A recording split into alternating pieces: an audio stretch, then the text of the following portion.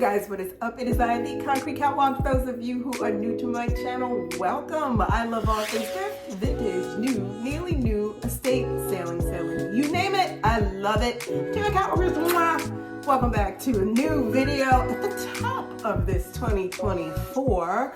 Those of you who are newly subscribed, thank you so much for coming along together on this journey. First, I want to wish each and every one of you a very happy new year. We are in 2024. I hope your 2024 is off to a fantastic start. I am excited for what this year will bring us together. I thought that this was going to be a video with me showing you some things that I picked up, little things that I got myself for Christmas. It is that, but something that I noticed over the course of shopping last Christmas that has got me thinking about fashion and luxury. Let me just show you a couple of things that I decided that I wanted to get for myself. Zara had a huge sale. One thing in particular did catch my attention. I came across what are called boxer trousers, marked down to $29.99. You guys,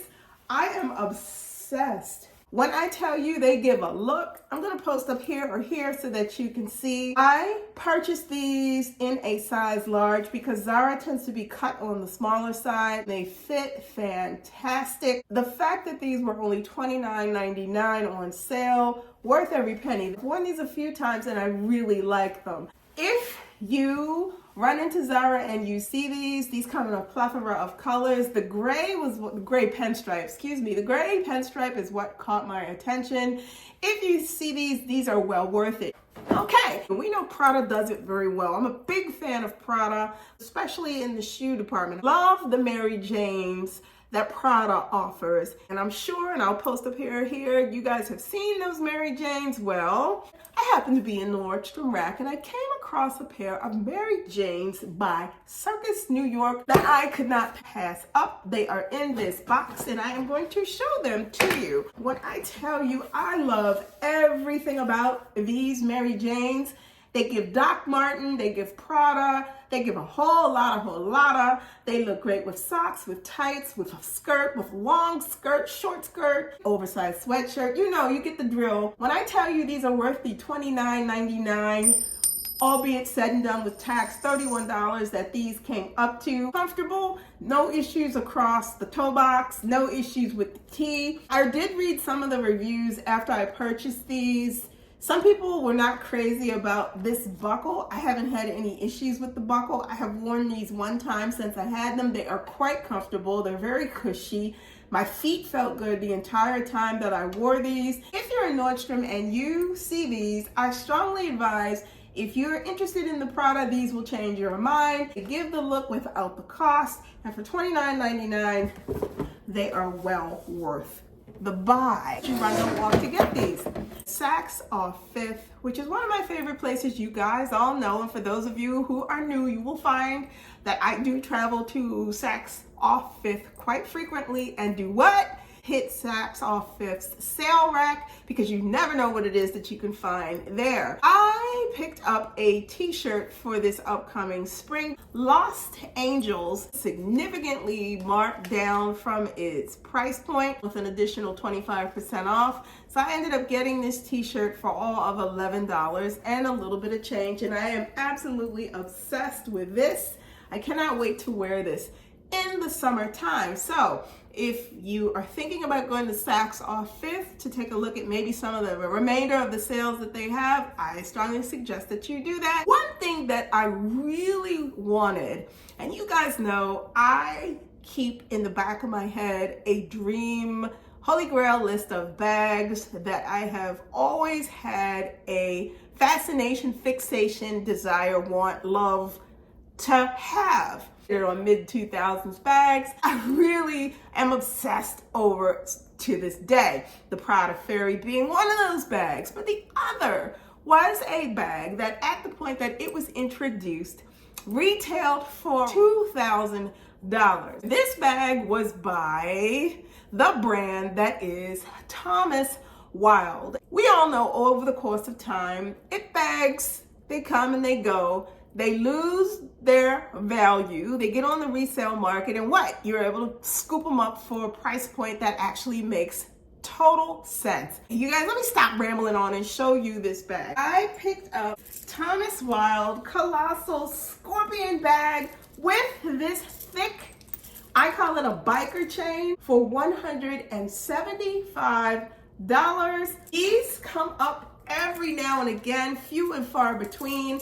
I had happened to see a few in the past and I was not quick enough to grab it. You guys, when I saw this bag, I knew I wanted to get this bag. This Colossus Scorpion Hobo bag is everything. Now, I'm not going to get into the details and nuances because I am going to do a what's in my bag so that you guys can get the full 411 of everything about this fantastic bag. But this is what I got myself for Christmas. So that segues us into something very interesting. You guys know this is our book. When there are some things that I want to talk to you guys about and get your opinion and your comment and your feelings about said same. Follow me on this one because I have noticed just from going into stores, Neiman Marcus, Saks, etc., fashion, luxury has become very bifurcated between those persons that are in the store and those persons that are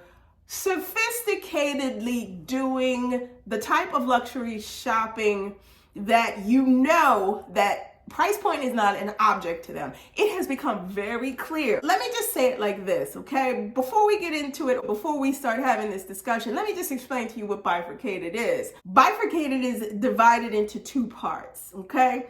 So essentially, let's just call shoppers on two different wavelengths. You have those persons who are conscientious consumers, and then you have those persons who are sophisticated shoppers. As I was going through Saks Fifth Avenue, Neiman Marcus, all those, you know, Bottega, all of those stores, the stores were not heavily trafficked by persons like you and I. And when I say persons like you and I'm talking about people who were mindful about how we spend our money.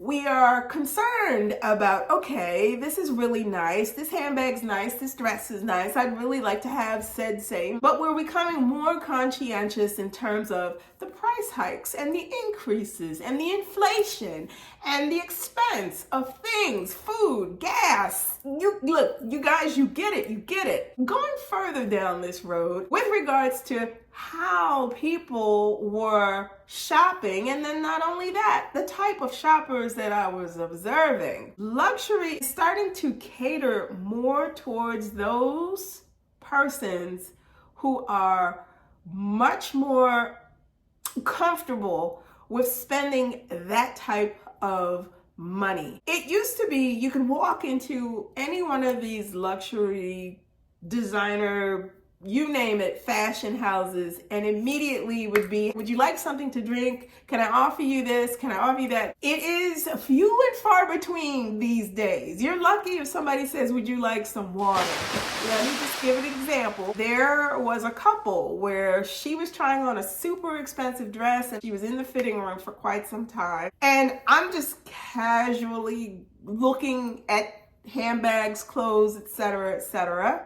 The first thing that was offered to the gentleman was a glass of champagne. Then, at that point, when the young lady came out, she was also offered a glass of champagne. The potential that they were going to spend equated to the catering to all of the things that you would get on a regular experience walking into one of those stores back in the day.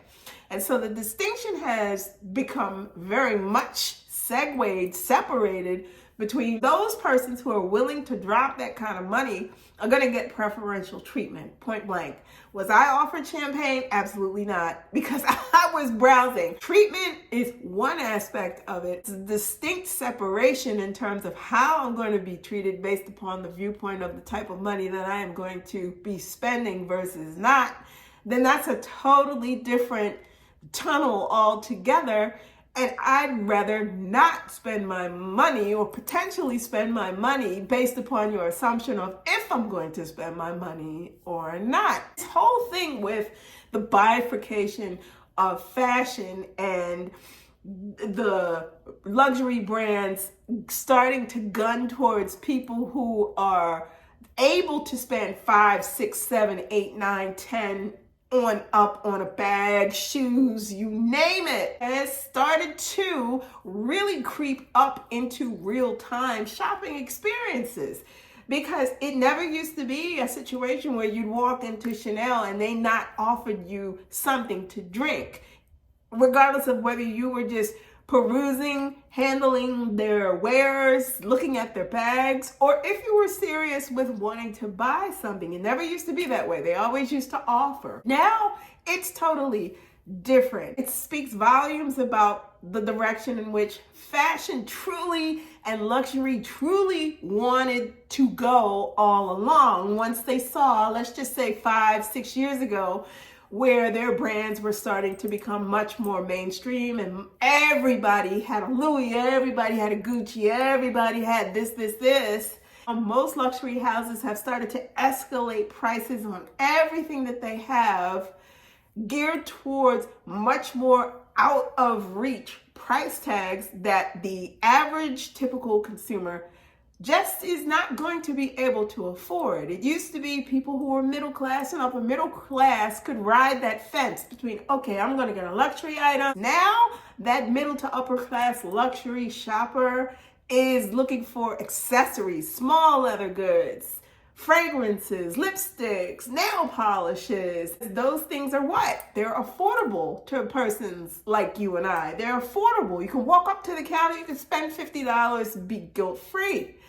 But in the higher end boutiques, if you want something small and precious and cute, it's probably going to cost you upwards of $7, $8, $9, $1,000, $1,500 just for a small leather good. Or in the case of Hermes, an envelope that you can mail a letter in. I say this to you guys to ask you this question. Have you noticed that there is beginning to be much more of a divide, two parts, bifurcated, in terms of how people are shopping and who is going into those stores and how they are being treated based upon what their ability is to spend in those stores? Let me know in the comments below your thoughts about bifurcated fashion tracks, and if you've noticed it in your travels as you've shopped high-end stores. Have you noticed it, and what is your feeling about it?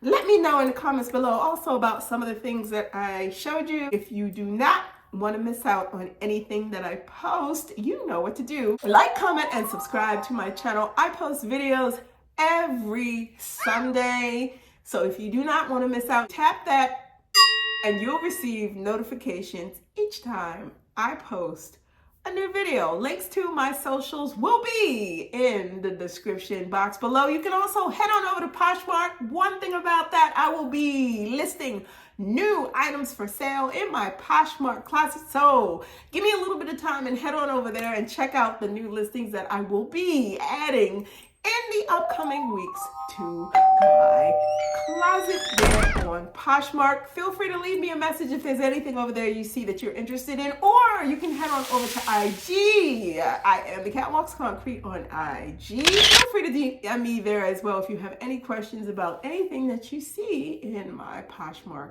closet. Thank you so much for stopping by this week. Be safe. See you all next Sunday. Bye for now. Mwah!